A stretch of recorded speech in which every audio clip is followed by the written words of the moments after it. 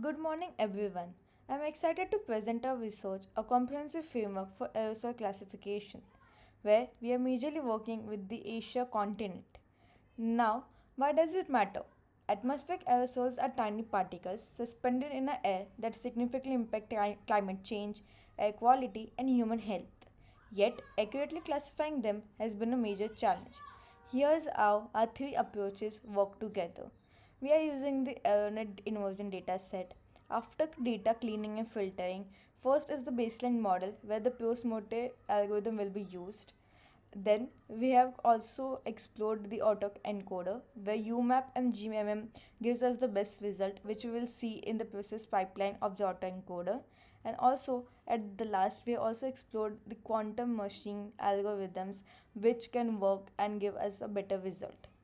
Now, coming to the AERONET data, AERONET data we have used is version 3, version 2.0 inversion product, and there are some important parameters such as AOD, SSA, RI, AE. We have also calculated FMF. And coming to the data processing pipeline, we first handle the missing values. There was date type processing and also the outlier remover using the interquartile range. Now we also have tagged using the seasons such as winter, pre-monsoon, monsoon, post-monsoon. Give the labels, the seasonal labels and the normal labels. Now the classification methods which were used were composition-based thresholding, source-based and physics-based interpretation. Now, coming to the first one of the main algorithm, the baseline, which is the post-mortem balancing and clustering results. Here we compare on the Asia region, which are around the 41 region. The data set size is around 1.8 lakh samples. Now, the best distribution which we are getting in the clusters is using the GMM, and we can see in the GMM we are getting the best AI. In the K-means is not performing as good for the K is equal to 3 which is mentioned in this slide. Also have compared the agglomerator and the birch. The key finding include the GMM outperformed all the feature selected variants and also had a strong alignment with the known aerosol seasonal cycles across Asia.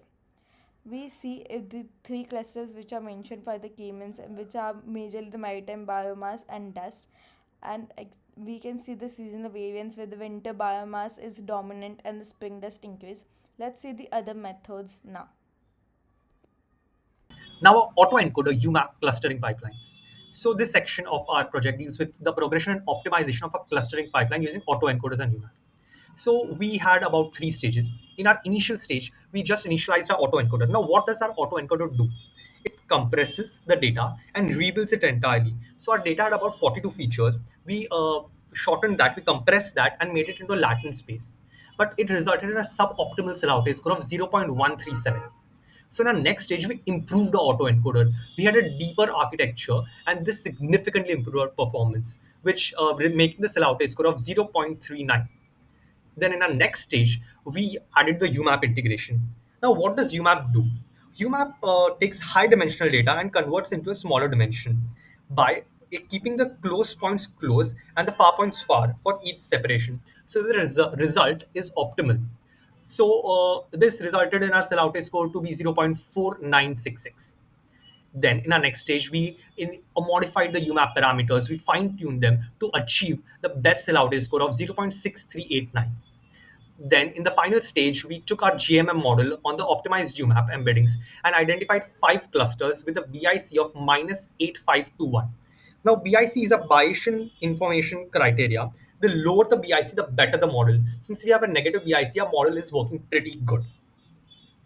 In our next stage, we use the quantum computing approaches for aerosol classification. In our quantum model, we had a 4 qubits quantum circuit. As we do not have a quantum computer, we just need to simulate that. So 4 qubits was working really well. We first utilized a quantum network model. In the initial QNN performance had a very low accuracy of 48.2%. The main challenges were the maritime bias and poor convergence of data. So we optimized that, improved the accuracy to 58.9% and addressed the concerns. We also used a quantum k-means clustering. Now, clustering, we first tried with clustering without normalization. It failed as it resulted in extremely low sellout and ARI scores, somewhat like a random clustering. Then we optimized it using L2 normalization, which had an increase of 3913% in Silaute's score, bringing it up to zero point 0.2. This enhanced the purity. And our key discovery here that data normalization is absolutely necessary and critical for effective quantum k-means clustering. Our classical random forest had an 86.8% and it had a fastest computation. Our quantum QNN had a 58.9% accuracy, but it was significantly slower, 30x times slower. Our quantum k-means demonstrated potential with proper data normalization, but it was still in the early stages. Now let us have a comparison of what the outcomes were. Now, classification performance. Our random forest classification had an 86.8% accuracy. It just took 2 minutes to train. Whereas an initial QNN that we had, which had a 48.2% accuracy, took over 45 minutes to train. And our optimized QNN, which had a 58.9% accuracy, took over 60 minutes to train. So we can just see the time and the accuracy trade-off, the quantum does not perform well. The classical algorithms like random forest baseline perform significantly better. Now, in a clustering performance, UMAP and GMM was at the highest with 0.6389. It had the best separation. Our classical GMM had 0.24, while quantum k-means had a 0.1994. Whereas quantum k-means unnormalized had a negative Silautte score of 0.0051, and it failed miserably. Now, one key thing to notice here in that quantum models, we have taken only 5,000 rows because the quantum circuit cannot take that many rows and perform the calculations really well. So these are our key findings, and deep learning dominates clustering, as we saw, and UMAP and GMM clustering, and classical random forest leads the classification. Quantum shows promise, but it needs more optimization. And lastly, as mentioned, normalization is critical for quantum. This slide compares the three computational paradigms we evaluated. Classical methods. Classical GMM is fast, robust, and handles the full dataset. The assumptions are simple, mostly linear or spherical clusters, but it still achieves a strong ARI of zero point 0.4. The deep learning pipeline. The AE UMAP GMM pipeline captured the most complex structures. UMAP helped map nonlinear manifolds, and the final GMM achieved the best clustering. It has a Silautte score of 0.639. But this requires more tuning and works best with smaller datasets compared to classical methods. In the quantum computing, quantum circuits and quantum k-means introduce novel distance metrics like the swap test, giving noticeable improvements in classification.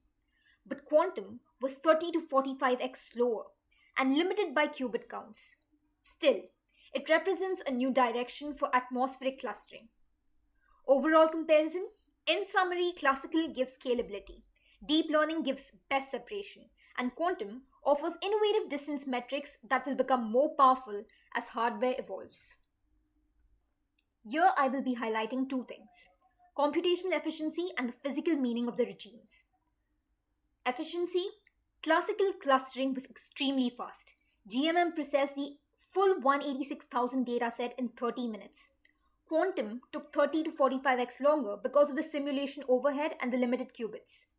The aerosol regimes. Our GMM clustering revealed three regimes, validated through their seasonal distribution. Biomass is highest in winter, dust peaks in spring, maritime aerosols dominate in summer. These patterns match real atmospheric behavior, which confirms that the clusterings are physically meaningful. The table summarizes their optical properties: AOD, extinction Armstrong, exponent, SSA, and their seasonal contribution. These metrics help us interpret each regime in terms of pollution, dust behavior, and maritime background aerosols.